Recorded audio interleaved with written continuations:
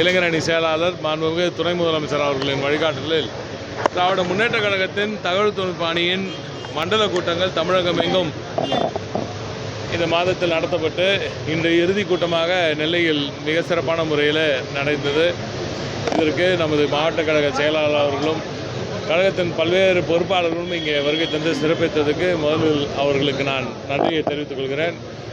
இந்த நிகழ்வை மிக சிறப்பாக ஏற்பாடு செய்த தம்பி பாலா அவர்களுக்கும் இங்கே நமது மாவட்ட ஒருங்கிணைப்பாளர்களுக்கும் எனது நன்றியையும் வாழ்த்துக்களையும் தெரிவித்துக் கொள்கிறேன். 72 மாவட்டங்களை உள்ளடக்கிய அனைத்து மண்டலங்களிலும் ஏற்றால 50க்கும் மேற்பட்ட மாவட்ட கழக செயலாளர்கள் எங்கள் கூட்டத்துக்கு வருகை தந்து சிறப்பித்தார்கள். ஒரு 10-15 பேருக்கு இதர முக்கிய பணிகள் இருந்தனால அவரால் வர முடியவில்லை. எனவே இந்த சிறப்புமிக்க இந்த கூட்டங்களுக்கு வருகை தந்த அனைத்து மாவட்ட கழக செயலாளர்களுக்கும் மாண்புமிகு அமைச்சர் பெருமக்களுக்கும் கழகத்தின் நமது துணை பொதுச் செயலாளர்கள் நமது தூத்துக்குடி பாராளுமன்ற உறுப்பினர் அருமை கவிஞர் கனிமொழி அவர்களும் வந்து சிறப்பித்தார்கள். நமது அமைச்சர் மாண்புமிகு பொன்முடி அவர்களும் வந்து சிறப்பித்தார்கள். அமைப்பு செயலாளர் நமது பாரதி அவர்களும் நேரடியாக வந்து இந்த நிகழ்வுகளை வந்து கலந்து கொண்டார்கள். பல்வேறு அமைச்சர்கள் பட்டியல்பட்ட நீண்ட நெடிய பட்டியல்களாக போயிடும்.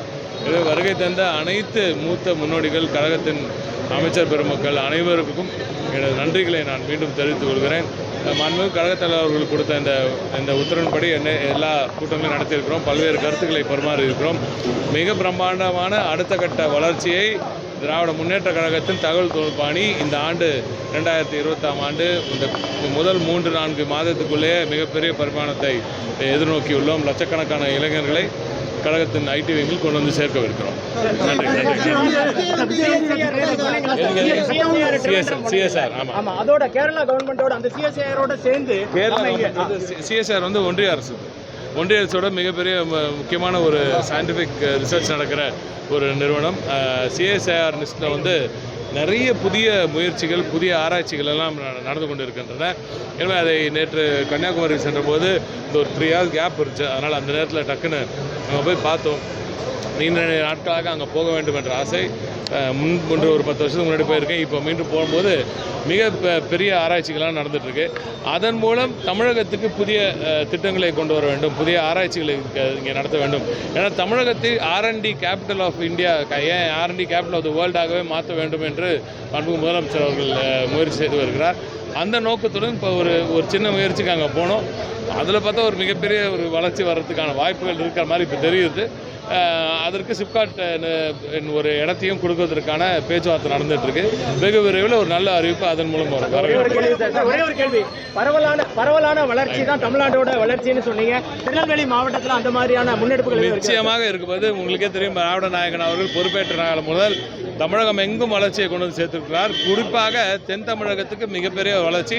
அருகாமையில் இருக்கும் தூத்துக்குடியில் உங்களுக்கே தெரியும் வின்ஃபாஸ்ட் நிறுவனத்தை கொண்டு வந்து சேர்த்திருக்கிறோம். கங்கை கொண்டானில் புதிய முயற்சிகள் பல டாடா சோலார் போன்ற பல நிறுவனங்கள் வந்து சேர்ந்து கொண்டே இருக்கின்றன. இன்னும் பல நிறுவனங்கள் வரவிருக்கின்றன.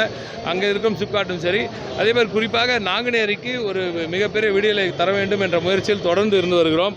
அதற்கு வந்து ஒரு சட்ட சிக்கலில் மேலே ஒன்றிய அரசில் மாட்டிகிட்டு இருக்குது. அதை ஒரு கிட்டத்தட்ட ஒரு 2-3 வாரத்துக்கு ஒரு முறை டெல்லிக்கு நமது அதிகாரிகள் எல்லாம் நேரடியாக சென்று அந்த பணிகள் செய்து வருகிறார்கள்.